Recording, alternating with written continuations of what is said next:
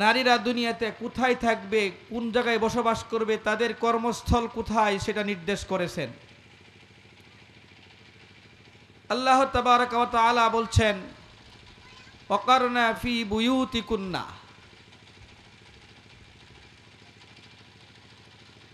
মুসলিম রমণীদেরকে আল্লাহ পাক নির্দেশ দিচ্ছেন, মা বোনদেরকে নির্দেশ দিচ্ছেন, আদেশ করেছেন যে ওয়াকারনা ফি বুয়ুতিকুন্না, ও দুনিয়ার মহিলারা, তোমাদের কর্মস্থল হলো, তোমাদের অবস্থান করার জায়গা হলো তোমাদের ঘর, তোমাদের বাড়ি।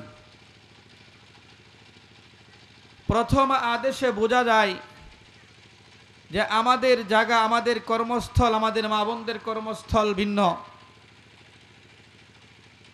আল্লাহ তাবারাকা ওয়া তাআলা বলছেন ওয়াকারনা ফি বুয়ুতিকুন্না, ও রমণীরা, মুসলিম রমণীরা, মুমিন নারীরা, তোমরা ঘরে অবস্থান করবে। তার মানে হলো আমাদের কর্মস্থল হলো ঘর, আর পুরুষের কর্মস্থল হলো ঘরের বাহির। সুতরাং মুসলিম রমণীদের ঘর যেহেতু কর্মস্থল, তাদেরকে এখানেই বেশি অবস্থান করতে হবে, এখানেই থাকতে হবে। আর প্রয়োজনের তাকিদে, জরুরতের তাকিদে তারা ঘর থেকে বের হবে, প্রয়োজন ছাড়া, উজর ছাড়া ঘর থেকে বের হবে না। এই আয়াতের মাধ্যমে, এই অংশের মাধ্যমে আরেকটা জিনিস বোঝা যায় যে পুরুষের কর্মস্থল হলো বাহির, তারা প্রয়োজনে ঘরে আসবে, প্রয়োজন ছাড়া তারা বাহিরে কাজ করবে, বেশি প্রয়োজন ছাড়া ঘরে আসবে না।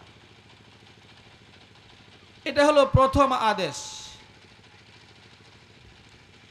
দ্বিতীয়, মুসলিম রমণীদেরকে আল্লাহ পাক আদেশ করছে ওয়ালা তাবাররাজনা তাবাররুজাল জাহিলিয়াতিল উলা,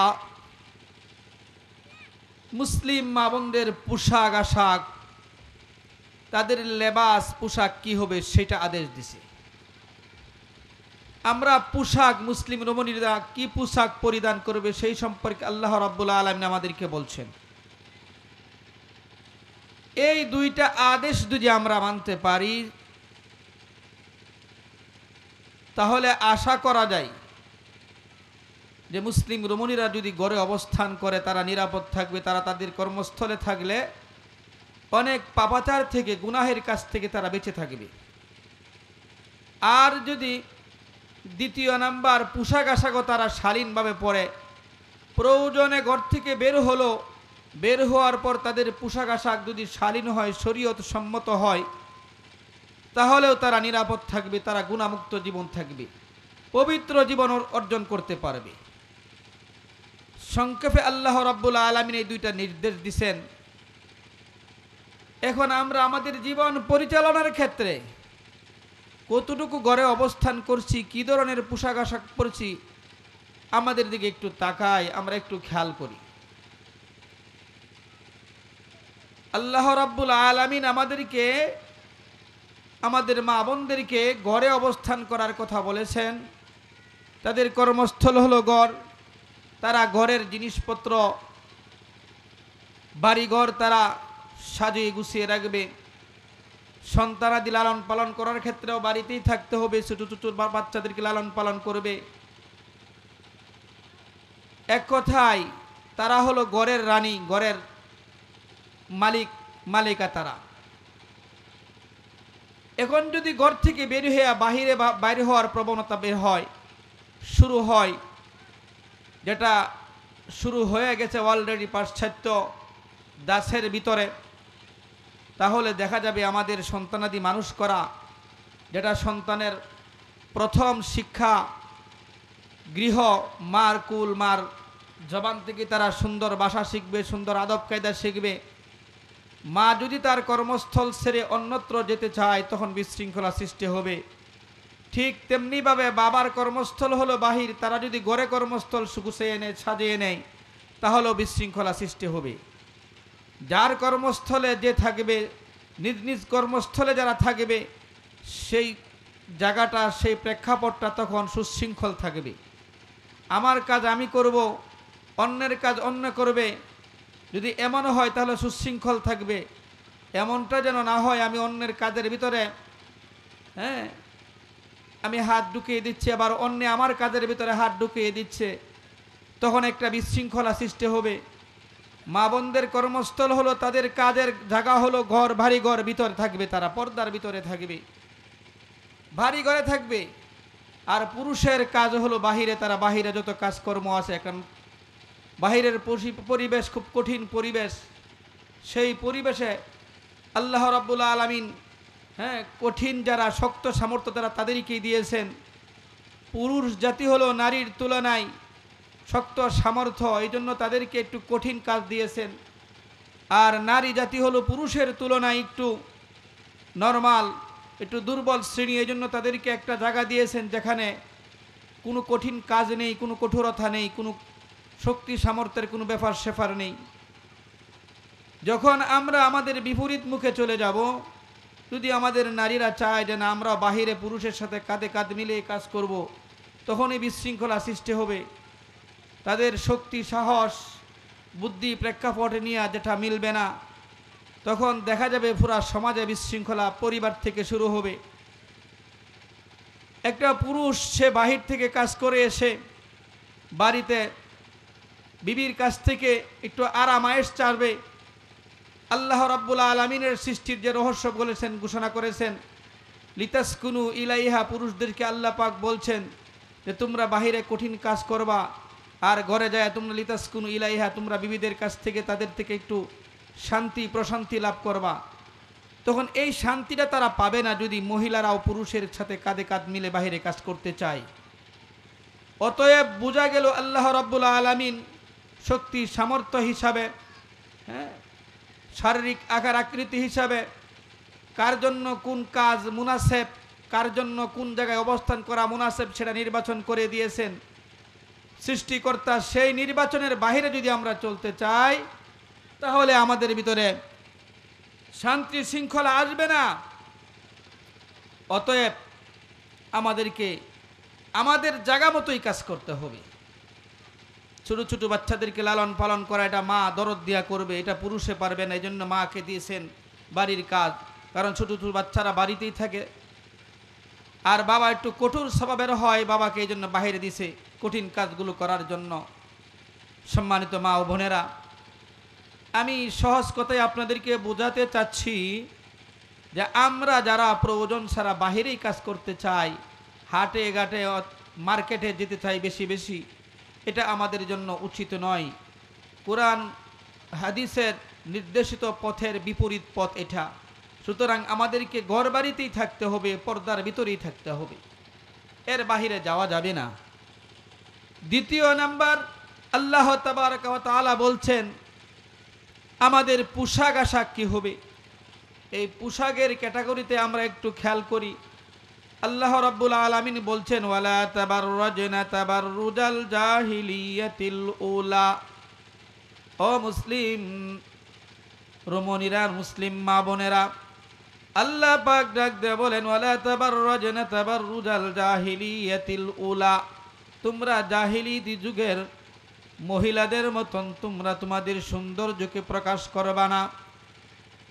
জাহিলি মহিলারা, জাহিলিয়াতের যুগের মহিলারা যেভাবে সৌন্দর্য প্রকাশ করত, আজকালকার দেখা যাওয়ার সময়ে আমরাও আমাদের সৌন্দর্য প্রকাশ করে বেড়াই। জাহিলিয়াতের মহিলাদের মতন, মূর্খ যুগের মহিলাদের মতন আমরাও আমাদের পোশাক আশাক কেমন হওয়া দরকার সেই সম্পর্কে আল্লাহ পাক এখানে ইঙ্গিত করেছেন যে মুসলিম নারীদের পোশাক 4টা ক্যাটাগরি যুক্ত হওয়া দরকার। মুসলিম নারীদের পোশাক হবে 4টা ক্যাটাগরি যুক্ত। এই 4টা ক্যাটাগরি যদি পোশাকের ভিতরে না থাকে, তাহলে ওই পোশাকটা হবে জাহেলি পোশাক। পোশাক পরার পরেও তাকে বলা হবে যে সে পোশাক পরে নাই। আমরা একটু খেয়াল করে শুনি মা ও বোনেরা, আমাদের 4 ধরনের পোশাক, 4টা ক্যাটাগরি যুক্ত যদি পোশাক হয়, তাহলে ইসলাম সমর্থিত পোশাক হবে। যদি এই 4টা ক্যাটাগরি যুক্ত না থাকে, তাহলে ওই পোশাকটা ইসলামের ক্যাটাগরির ভিতরে পড়বে না। সুতরাং আমরা খেয়াল করি, 1 নম্বর আমাদের মা বোনদের পোশাক হতে হবে পুরা শরীর ঢাকা,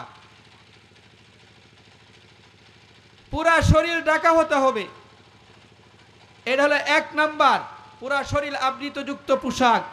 আমরা যে বুরকা পরি, বুরকা দিয়ে পুরা শরীর আমাদের ঢাকা থাকে। তবে কিছু কিছু বুরকা আছে যেটা পুরা শরীর ঢাকা থাকলেও আরো ক্যাটাগরি আছে, সেগুলোর ভিতরে পড়ে না। মা বোনদের দ্বিতীয় ক্যাটাগরি হলো পোশাকের, যে পুরা শরীর ঢাকা থাকবে, আবার পোশাকটা ঢিলা ঢালা হতে হবে।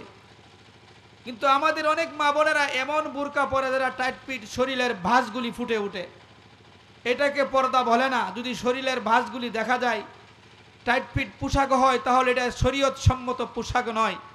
এই পোশাকের দ্বারা পর্দা হবে না। এই পোশাক পরিধান করা আর না করা এক সমান কথা। পোশাক না পরলে যেমন আমার শরীর দেখা যায়, টাইট ফিট পোশাক পরলেও আমার কাপড়ের উপর দিয়ে পোশাক শরীর ফুটে উঠে, এটাকে পোশাক বলা যায় না। এজন্য 2 নম্বর ক্যাটাগরি হলো যে আমার পোশাকটা হতে হবে, মা বোনদের পোশাকটা হতে হবে ঢিলা ঢালা। 3 নম্বর হলো পোশাকটা হতে হবে মোটা। 1 নম্বর পুরা শরীর ঢাকা, 2 নম্বর পোশাকটা হবে ঢিলা ঢালা, 3 নম্বর হলো পোশাকটা হতে হবে মোটা কাপড়ের। পাতলা ফিনফিনে কাপড় পরিধান করে অনেক মা বোনেরা, যার দ্বারা অনেক সময় কাপড়ের ভিতরে যে আরো কাপড় আছে সেইগুলিও দেখা যায়। এটাকেও জাহেলিয়াত যুগের পোশাক বলা হয়েছে। এই পোশাক পরলেও শরীয়ত সম্মত পোশাক হবে না। 4 নাম্বার হলো মা বোনদের পোশাকটা হতে হবে সাদা সিধা, চাকচিক্যময়, কারুকার্য খচিত হতে পারবে না।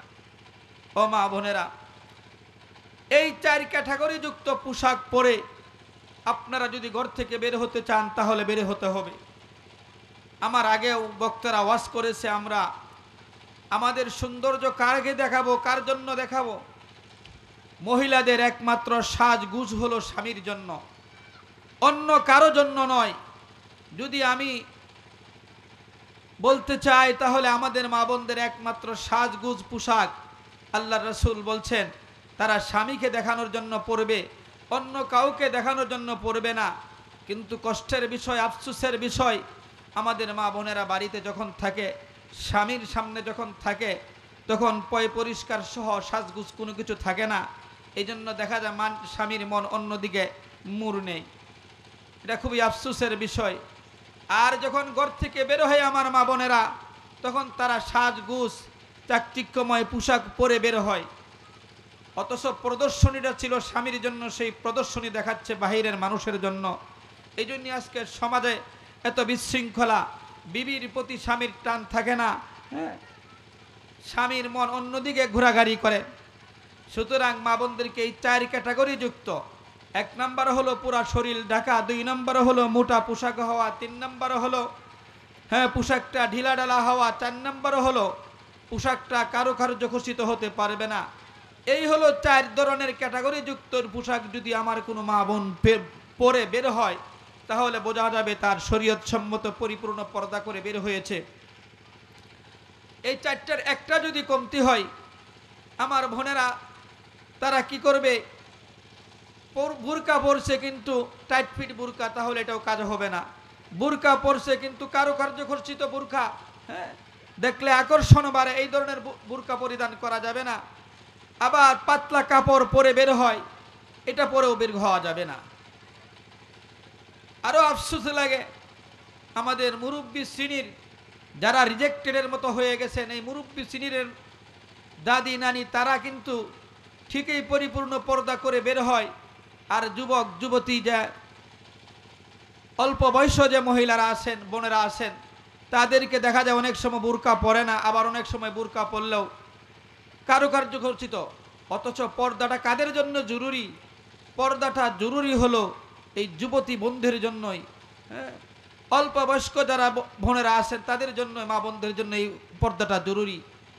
এটাই আল্লাহ পাক বলছেন যে এই 4 ক্যাটাগরি যুক্ত পোশাক যদি আমার মা বোনেরা না পরে বের হয়, তাহলে কেমন জানি তারা জাহেলিয়াত যুগে যেমন তারা অল্প পোশাক পরে উলঙ্গপনা নেই হাঁটা চলা করতো, ঠিক তদ্রুপ তাদেরকেও সেটাই বলা হবে। আর এই ধরনের পোশাক যারা পরে বের হবে রাস্তাঘাটে, তারা উত্তক্ত হবে, সম্মান পাবে না, পরকালে তাদের জন্য জাহান্নাম নির্ধারিত। আল্লাহ পাক আমার মা বোনদেরকে এই 4 ক্যাটাগরি যুক্ত পোশাক পরে রাস্তাঘাটে বের হওয়ার, পরিপূর্ণ পর্দা করে বের হওয়ার তৌফিক দান করুন।